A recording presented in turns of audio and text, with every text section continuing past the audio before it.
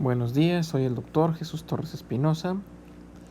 Nos encontramos en la clase de anatomía. Vamos a continuar viendo los huesos, la osteología de lo que integra el miembro inferior.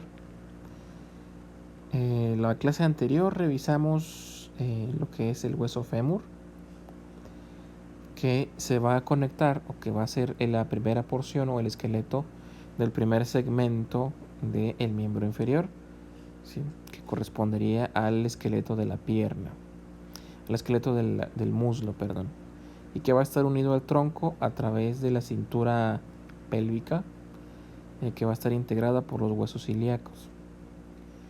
Ahora este hueso fémur por arriba iba a estar articulado con el hueso ilíaco y por debajo con la tibia, que es el hueso que vamos a revisar a continuación.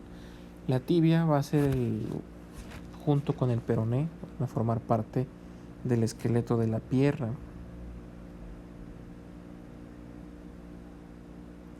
El esqueleto de la pierna, como pues todas las preguntas básicas que siempre debemos de contestar para describir un hueso. Primero, la tibia va a ser un hueso de tipo largo. Largo porque este eje sobresale sobre los demás en cuanto a sus medidas. Número 2, va a ser un hueso par.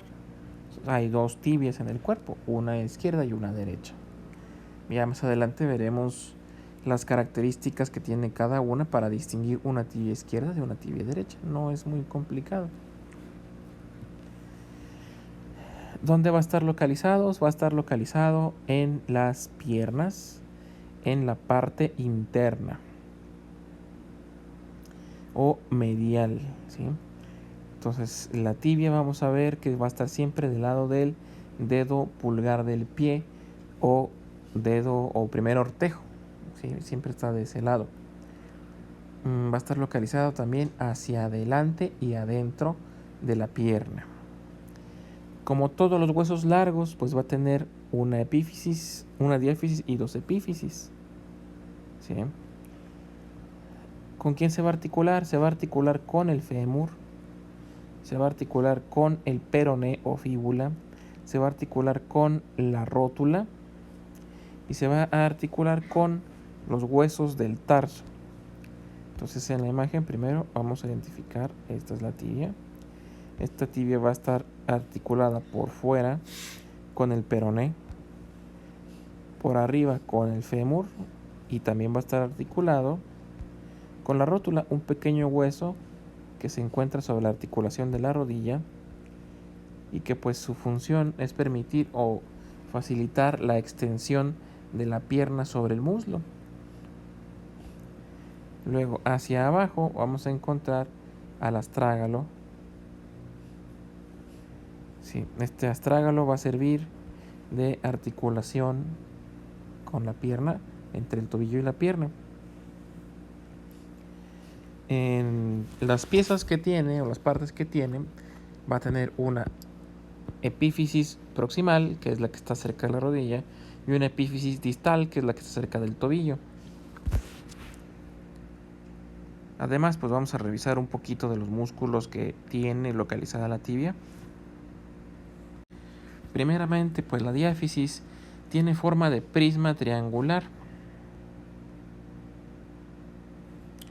teniendo un borde anterior, un borde postero interno y un borde postero externo. Tiene tres caras, como es un prisma triangular, tiene tres caras, una cara interna, una externa y una posterior.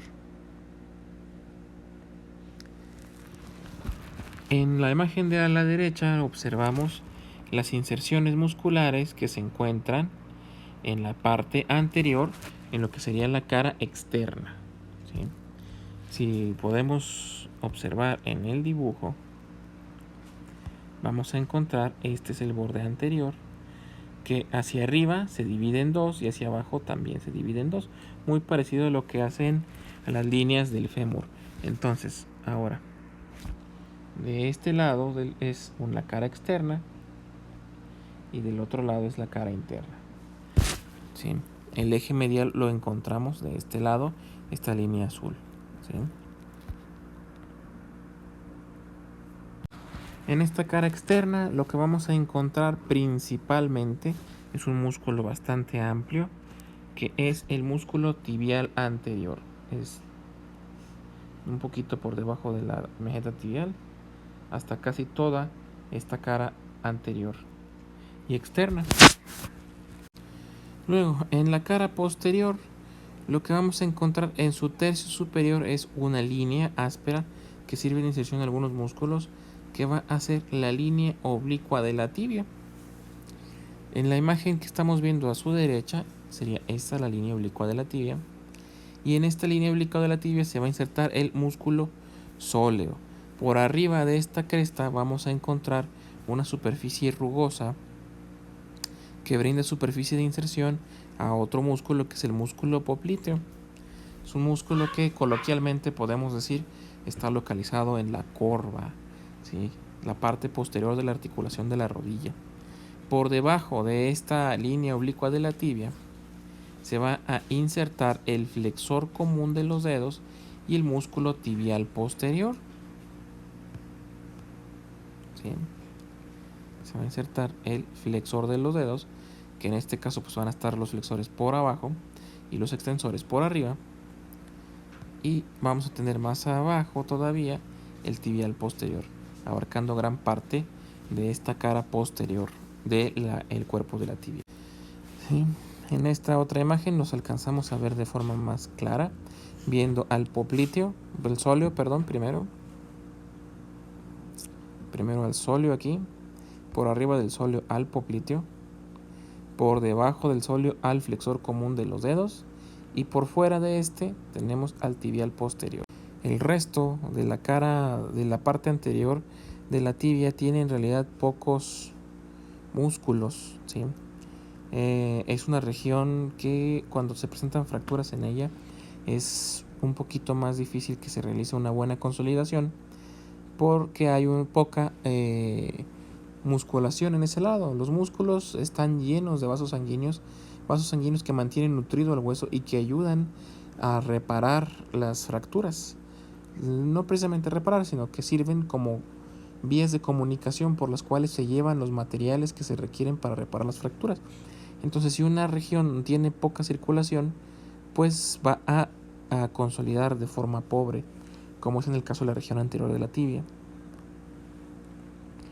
Los bordes, pues va a tener tres bordes: un borde anterior, que es la cresta tibial, ¿sí?, que va a terminar en el maleolo tibial, y en la superior en la tuberosidad anterior de la tibia. Si seguimos la línea, esta es la línea, aquí está arriba la tuberosidad anterior, que sirve de inserción al tendón rotuliano, y el maleolo interno o maleolo tibial o maleolo medial es esta saliente, esta espina hacia abajo de la tibia, ¿sí?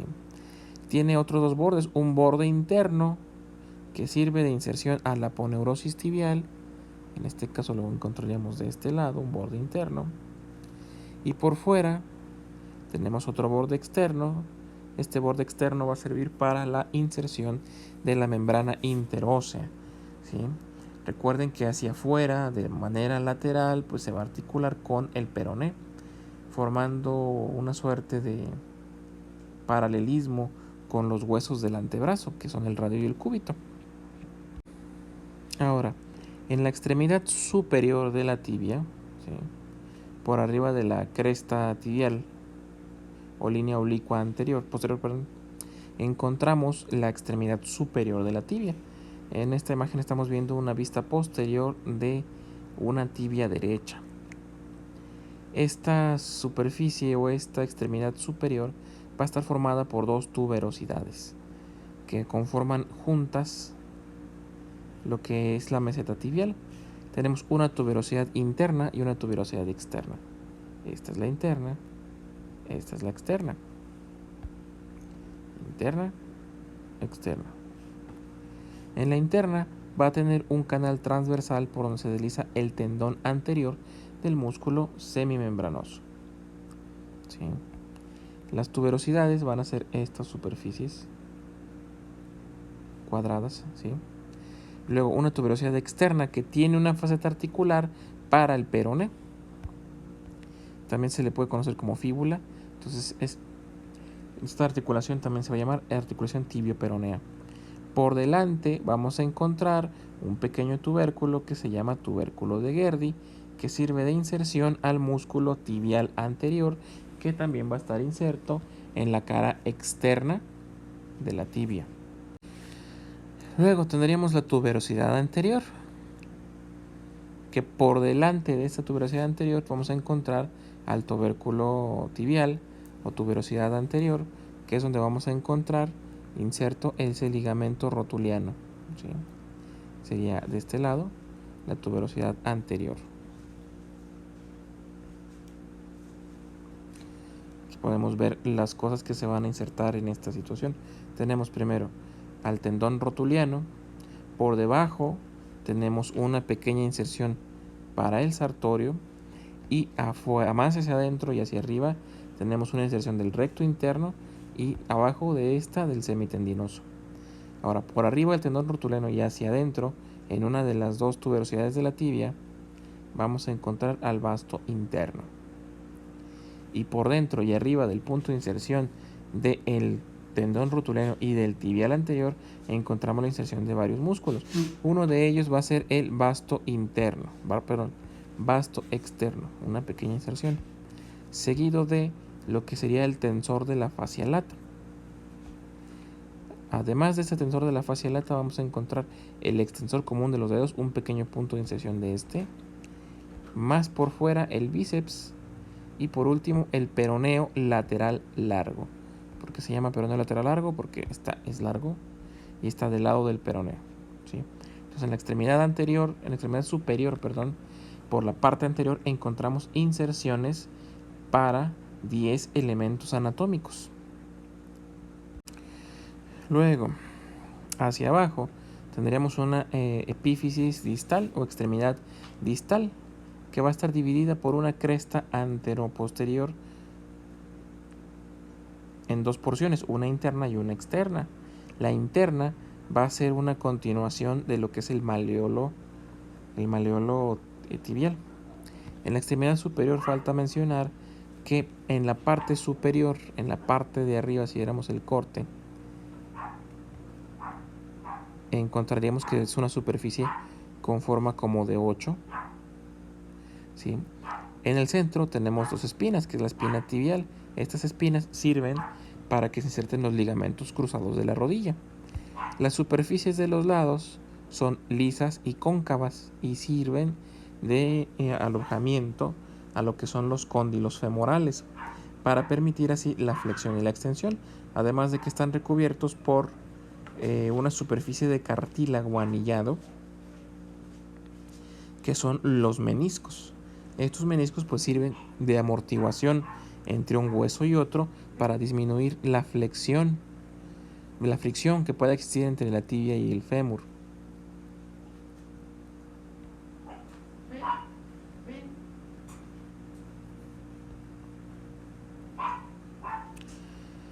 Ahora, hacia abajo, en la extremidad inferior, tenemos el maleolo interno, ¿sí? Este maleolo interno va a ser una saliente de la tibia, ¿sí?, que forma podríamos decir una U completa cuando estuviera aquí articulado el peroné. El peroné lo encontramos de este lado. Si se fijan, se forma una especie de cavidad entre los dos maleolos, el maleolo peroneo y el maleolo tibial. En esta superficie cóncava va a articularse el astrágalo, ¿sí?, lo que nos permite hacer movimientos de extensión y de flexión del pie, ¿sí? La flexión es hacia equino. Si paráramos el pie, sería como si estuviéramos poniendo sobre nuestras puntas de los dedos y levantando el talón, ¿sí? Eso sería la flexión, mientras que la extensión sería al revés, levantando el dorso del pie hacia la pierna y bajando el talón hacia el piso, ¿sí? Sería flexión plantar y dorsiflexión. Ahora, estos dos maleolos pues sirven como para evitar que el astrágalo salga de forma lateral de la articulación, ¿sí?, limitando un tanto el movimiento de este solamente hacia dorsiflexión o flexión plantar, ¿sí? Además de que sirven para darle más estabilidad al tobillo. Son los que con una torcedura de tobillo se pueden fracturar. Se puede fracturar en el tibial de este lado, a este nivel, y el peroné pues se puede fracturar también más o menos a ese nivel. Van a estar unidos a esta altura por lo que sería el ligamento sindesmótico, ¿sí? Que cierra un espacio llamado sindesmosis. La sindesmosis no es otra cosa más que el punto de unión entre el peroné y la tibia. Se escribe sindesmosis. Y es una articulación semimóvil, ¿sí?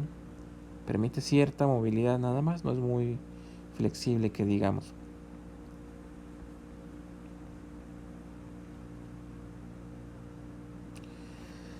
Ahora bien, no hemos revisado qué es una fractura en otros huesos, pero vamos a ver rápidamente un poquito de fracturas para que tengan una noción de para qué sirve saber tanto la anatomía, o sea, de en qué podemos aplicar este conocimiento de las partes anatómicas. ¿Sí? Las fracturas van a definirse como una disolución de continuidad en la cortical de los huesos, o sea, una ruptura de la superficie o de la corteza de los huesos. Puede ser total al grado de que se rompa el hueso por completo, puede ser parcial en el caso de que sea solamente una fisura o una grieta, ¿sí? Y las vamos a poder clasificar de muchas maneras. Una, pues por su localización, en qué parte del hueso está. Si lo aplicamos a la tibia, podríamos decir que tenemos una fractura del tercio superior, del tercio medio o del tercio inferior, ¿sí? Vamos a dividiendo el hueso en 3 porciones.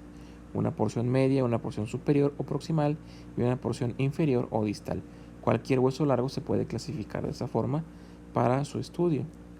Ahora, también según el tipo de traumatismo. Si fue un traumatismo de gran impacto con mucha fuerza o de alta energía, o un traumatismo no tan fuerte de baja energía. Otra por el mecanismo. ¿Sí? Si fue un golpe directo, por ejemplo, en un partido de fútbol que haya recibido una patada en la tibia, sería un golpe directo. Un mecanismo indirecto que haya sido por otra situación, como en un accidente automovilístico, por torsión en el caso de los esguinces, que pueden acabar en una fractura de maleolo, por flexión o hiperflexión, o por compresión cuando cae un objeto pesado sobre el hueso o la parte afectada. Y otra, pues es por la anatomía del rasgo. ¿Sí? Según en la trayectoria que siga el trazo es ya la fractura como tal. Vamos a ver ejemplos, en la cual pues podemos encontrar transversales, ¿sí? Que cortan al hueso en 2 porciones, oblicuas o sesgadas, espiroideas, que la fractura tiene una forma como de resorte, ¿sí? Entonces hay varios fracturas, y conminutas, que son muchos fragmentos en los cuales se rompió el hueso. Entre más fragmentos tenga una fractura, más compleja es. Entonces, pues la anatomía de los huesos que hemos estado revisando pues nos va a servir para poder clasificar la gravedad de las fracturas, para darnos una idea de qué elementos se lesionaron. Podríamos predecir el tipo de lesiones que va a tener nuestro paciente según el área donde tuvo la fractura o la contusión, ¿sí? Entonces, por ejemplo, ya con lo que hemos visto hasta el momento, podemos hacer algunos diagnósticos anatómicos. Ya podemos decir fractura de tercio medio de húmero derecho, por ejemplo, o fractura de tercio medio de clavícula izquierda, o fractura de cuarta, quinta y sexta vértebra o costilla, ¿sí? Y ya podemos decir más o menos si es de un trazo, si es de 2, si fue por un golpe, si fue por una caída, si fue por una torcedura, ¿sí? Entonces ya podemos ir diciendo eso. Ya más adelante veremos fracturas en específico. Por lo pronto terminaríamos hasta aquí. Continuaríamos con la próxima clase viendo el hueso peroné o fíbula junto con la rótula.